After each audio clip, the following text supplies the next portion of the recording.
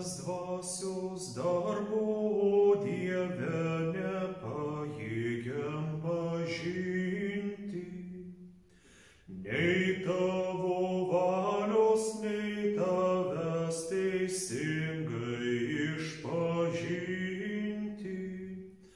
Tai mums per aukštą, per sunku, jei žodis šventas ir skaistus mus prie tavęs nevestų. O Dieve, Tėve, platink į šioj žemėj šventą žodį, duok Jėzau mums pažinti jį ir meilę tavo rodyk. Dvasia padėk savo galę per tavo žodį dievišką, tikėti ir mylėti. Malonė mūsų viešpaties Jėzaus Kristaus, meilė Dievo Tėvo ir bendrystė šventosios dvasios tiesie ir tepasilieka su mumis, apmąstant Luko Evangelijos žodžius.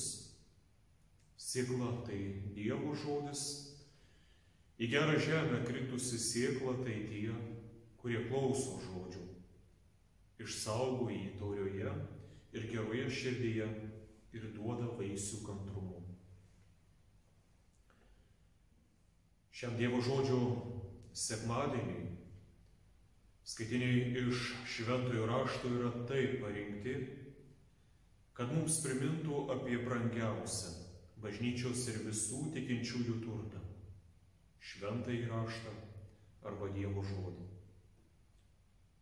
Mūsų brangus Dievo žodžiu paremtas mokymas vėliau gulė į katekizmus, giesmynus, bažnyčios maldas ir Dievo apdovanotų kunigų surašytas pamokslų knygas skirtas tikintiesiems mokyti ir guosti.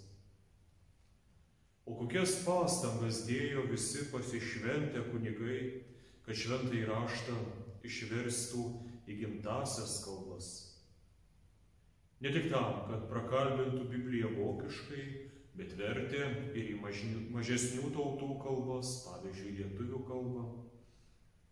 Todėl mūsų liuteroniška bažnyčia labiausiai išgarsėjo tuo, kad kovojo už teisę Dievo žodį skelbti ne tik lotyniškai, bet ir visiems mažiausiems ir vargingiausiems suprantama motinos kalba, tokia kalba ir tokiais žodžiais, kuriuos tikintieji yra girdėję nuo vaikystės iš motinos ar iš tėvo lūpų. Todėl pirmiausia, kokia turi būti ir pasilikti mūsų bažnyčia, ji turi būti ir pasilikti evangeliška. Šis žodis reiškia, kad jis savo mokyme ir tikėjime labiausiai remiasi šventuoju raštu. Pagal šventąjį raštą jį visą ištiria, visą pamatuoja ir visame kame remiasi. Mūsų ir pasaulėžiūra evangeliška. Ir tai nėra kokie nors rožiniai akiniai, kaip kas gali pamatyti, kad mes norime matyti pasaulį geresniais, gražesniais. Tai yra tikri akiniai, mūsų nusilpusioms ir silpnai reginčioms akims, leidžiantis viską geriau pamatyti ir pastebėti. Tačiau kiek kraujo ir ašarų buvo pralieta, kiek daug sunkumų turėjo pakelti senieji, kovodami už šią teisę. Ir taip bandydami įrodyti, kad šventasis raštas nėra vien tik tai popiežiaus, vyskupų, kunigų ar vienuolių dvasinis turtas, kad tai yra visos bažnyčios dvasinis turtas. Tai yra kiekvienos tikinčios sielos lobis ir turtas. Ir kokia didelė išdavystė dabar būtų jų akise, jei būdami senųjų prūsų ar vokiečių, ar salzburgiečių, ar lietuvininkų, ar kuršių, ar latvių, ar kitų tautybių palikuonys pasakytume, Dievo žodis mums yra nebeįdomus. Tai kodėl tuomet jie kovojo už Dievo žodį? Kodėl slėpė Biblijas, katekizmus, giesmynus ir kitus raštus uolose ar namuose persekiojimo metu? Kodėl jie taip troško šitą mokslą perduoti savo vaikams? Kodėl jie laikydavo didžiausių pasididžiavimų net pačiuose vargingiausiuose namuose ant balta staltiese patiesto stalo, tarsi bažnyčios altoriaus, galėdami padėti Bibliją, mišknyje, su mylimiausių kunigų pamokslais, giesmyną ir uždegus žvakę skaityti visai šeimynai šventus žodžius iš šių šventų knygų. Todėl antra, ką turime apmąstyti, kokia turėtų būti ir pasilikti mūsų bažnyčia. Ji turi būti ir išlikti liturgišką bažnyčią. Pirmiausiai todėl, kad liturgija moko pagarbos Dievui. O tos bažnyčios, parapijos ar kunigai, kurie atsisako liturgijos garbinimo centre, visuomet pastato save ar kokius nors kitus žmonės. Ar tai būtų kokia talentinga muzikos grupė, ar talentingas vokalistas, ar garsus pamokslininkas.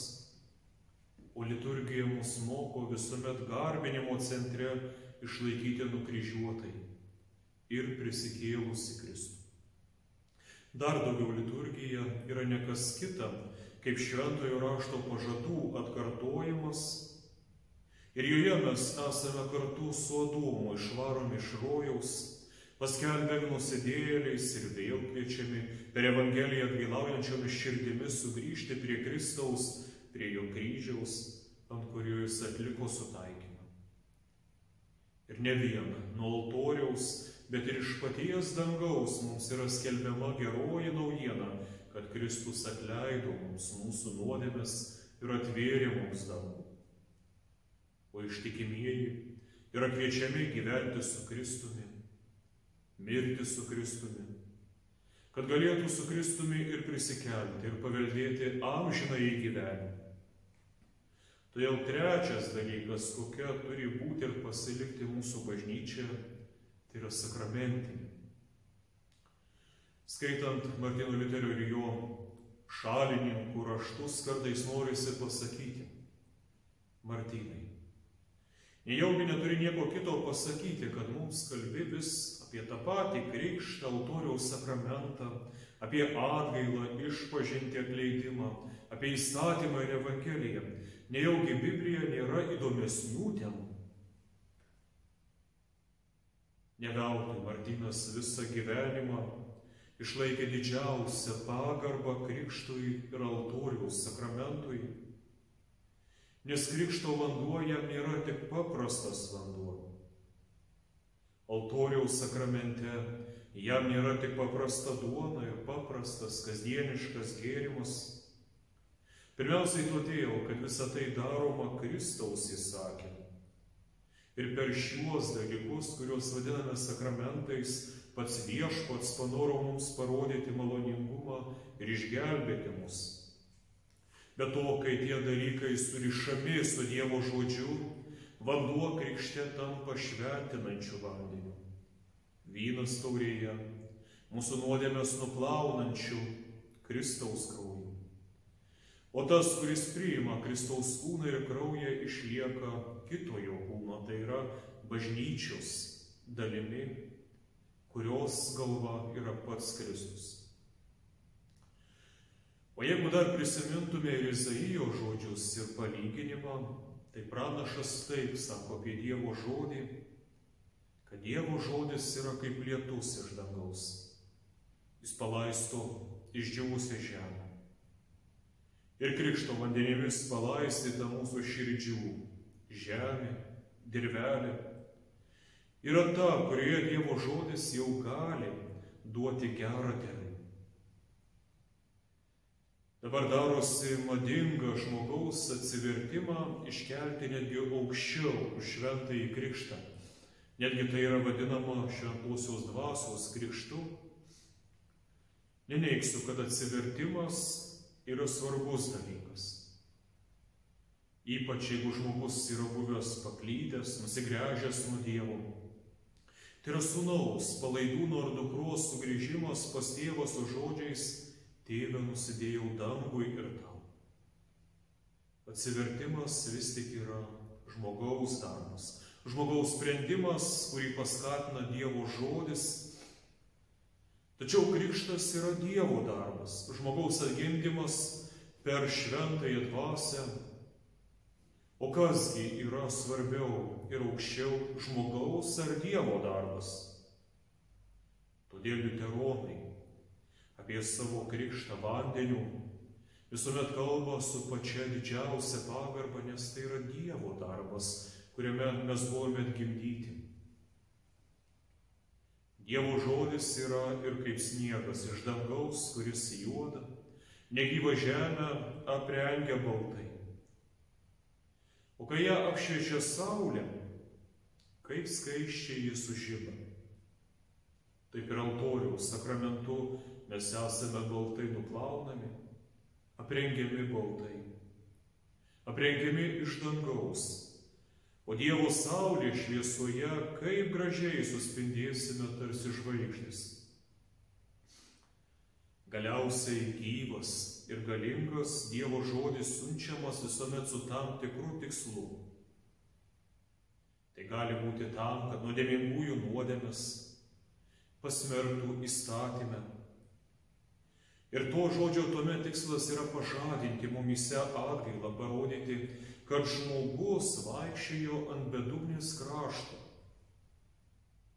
O kuomet tikintiesiems skelbiama Evangelija, visuomet yra primenama, kiek daug mūsų išganimui yra nuveikęs Kristus, kad mes nepražūtume. O kiek dabar yra daug tokių, kurie netiki, laiko save netikinčiais, arba yra naujųjų laikų pagonys, bet kurie laiko save gerai žmonėmis ir viliasi būti išganytais vien dėl savo gerų darbų, guosdami save taip. Nejaugi mane tokį nuostabų ir visų mylimą žmogų, kompanijos sielą, Dievas galėtų apleisti ir neįleisti į rojų. Matydami vien savo gerus darbus, savo fainumą, savo nuopelnus, jie nemato Kristaus. O Kristus jiems nereikalingas, nes nemato savo nuodėmių, o tai vadinama dvasiniu aklumu. Tuo tarpu tikintieji sako savo: Viešpatie, aš nematau savyje tokių gerų darbų, kurie tau taip patiktų ir dėl kurių aš galėčiau save laikyti vertu rojaus. Aš matau daugybę savo nuodėmių ir savo trūkumų, dėl kurių žinau, kad aš nesu nusipelnęs rojaus, bet priešingai esu nusipelnęs pasmerkimų. Todėl tikėjimo rankomis laikausi įsikibęs vien Kristaus ir šventųjų apaštalų mokymų, kad žmogus nuteisinamas ne darbais, bet per tikėjimą, vien iš Dievo malonės, dėka Jėzaus Kristaus. Todėl ir lūpomis, ir ausimis, ir širdimi priimu ir giriu šventosios Evangelijos žodžius: Kristus už jūs atiduotas, kad jūs turėtumėte gyvenimą, amžinąjį gyvenimą. Todėl ketvirtas dalykas, kokia turėtų būti ir pasilikti bažnyčia, tai tikėjimo išpažinimo, tvirtai besilaikanti bažnyčia. Juk išklausę Dievo žodžio, mes išpažįstame vieną iš trijų bažnyčios tikėjimo išpažinimų. Arba apaštališkai, arba Nikėjos, arba atanaziškai. Tačiau kitas, taip pat svarbus mūsų bažnyčios turtas, tai yra santarvės knyga, kurioje sudėti mūsų tikėjimo išpažinimo raštai. Jisai tvirtinamas tikras, teisingas šventojo rašto išaiškinimas, pažinimas, kurio laikosi liuteronai, bei atmetamos ir pasmerkiamos visos senosios bei naujos erezijos ar klaidingi mokymai. Jisai įtvirtinamas teisingas mokymas apie žmogų ir mūsų prigimtį, apie Kristų ir jo atpirkimą, apie dvasininkų tarnystę ir bažnyčią ir daugelis kitų dalykų. Ir kai kunigui norisi žinoti vieną ar kitą dalyką, pasitikrinti, ar jis teisingai moko žmonės, jis turėtų pažvelgti į santarvės knygos raštus. Dar daugiau bažnyčia yra apaštališka bažnyčia. Daugelis senųjų bažnyčių, tradicinių bažnyčių tai suvokia, kad tai yra tokios bažnyčios, kurios turi išlaikiusios nepertraukstamą ryšį su apaštalais per vyskupus ir kunigų ordinacijas. Tai ir mūsų bažnyčia galėtų tuo pagristai didžiuotis ir džiaugtis, kad yra apaštališka bažnyčia per anglikonų ir skandinavų bažnyčias bei jų vyskupus. Bet šiandieną mes ypatingai aiškiai matome, kad vien to būti apaštališka bažnyčia nepakanka, kad reikia laikytis ir Kristaus, jo apaštalų bei pranašų mokymo. Nes kas iš to, jeigu bažnyčia tik išoriškai išlieka panašiai bažnyčia, tai yra turi istorinius pastatus, gražius su gražiais altoriais, ir kunigai dėvi gražius kunigų rūbus. Bet jeigu tokia bažnyčia nustotų skelbti Dievo žodį, arba dar blogiau, jeigu pradėtų skelbti tai, kad Dievas laiko bjaurastimi ir didžiausių papiktinimų, todėl liuteronams būti apaštališka bažnyčia visuomet pirmiausiai reikšdavo būti tokia bažnyčia, kuri tvirtai stovi Dievo žodyje, Dievo žodžio mokyme ir tiesoje. Na, o šios dienos Evangelijoje Kristus mums primena, kad Dievas yra be galo dosnus sėjėjas, dosniai beriantis iš dangaus savo žodį ir juo tarsi sniegu padengiantis visą pasaulį ir visą žemę. Tačiau šis Dievo žodis, iškritęs ant tako, yra negailestingai mindomas ir trypiamas, o tai reiškia didelės gausybės žmonių niekinimą, nuvertinimą, kai jie niekina ir nuvertina Dievo žodį. Nors mes visai stengiamės jį išlaikyti didžiausioje pagarboje. Dievo žodis pasaulyje yra menkinamas, išjuokiamas, kad taip galėtų būti demonų surenkamas, apjuodinamas ir išplėšiamas iš žmonių širdžių. Bet mes stengiamės jį įsiminti, kuo dažniau apie tai mąstyti, gyventi Dievo žodžiu ir su jo pagalba atsilaikyti prieš visus šėtono puolimus arba kelti visus gyvenimo rūpesčius ir vargus. Na, o kai mes apsileidžiame, kas įvyksta, tuomet subujoja įvairiausios nuodėmės. Tuomet Dievo žodžiui ir geriems darbams neduodame net šaknų išleisti. Todėl mes nuolat turime save ištirti ir savo gyvenimus pagal 10 Dievo įsakymų, kiek mūsų gyvenimas atitinka Dievo reikalavimus, ir pasitikrinti, ar tebestovame tikrame krikščioniškame tikėjime. Dar Dievo žodis yra nustelbiamas įvairiausių rūpesčių, nustumiamas į šoną, tarsi būtų mažiausiai reikalingas ar visai nenaudingas ir nieko žmogui neduodantis. Tai matydami, mes savo primename, kad tikėjimą ir Kristaus pažinimą turime priimti visuomet kaip didžiausią Dievo mums duotą dovaną ir turime branginti šią dovaną. Tarsi trapę gležną gėlelę laistyti, palaikyti, neapleisti surinkimų. O kur dar žmogiška puikybė? Kai žmogus klausia savęs, kam man reikalingas Kristus, kam man ta bažnyčia, kam man Dievo žodis ar sakramentas, man tai neįdomu. Neįdomios man tos ilgos pamaldos, neįdomios man giesmės, man neįdomus pamokslai, man neįdomus Dievo žodis. Man neįdomu būti krikščionimi. Į tai mes atsakome: mano siela. Tai reikalinga yra tavo išganimui. Argi antraip Kristus būtų mums visą tai įsakęs ir maldą, ir pamaldas, ir kitus dalykus, ir kvietęs prie sakramentų. Sovietmečio religija buvo ateizmas. Kadangi ateizmui labai sunkiai sekėsi kovoti su krikščionybė, tai tos kartos ideologai labai pradėjo idealizuoti pagonybę. Tarsi senovės pagonys buvo labai šviesus, labai dori, labai padorūs žmonės. O štai krikščionybė priešingai atnešta su kardu ir krikštu atnešė tik tai vargą, nutautėjimą ir ašaras.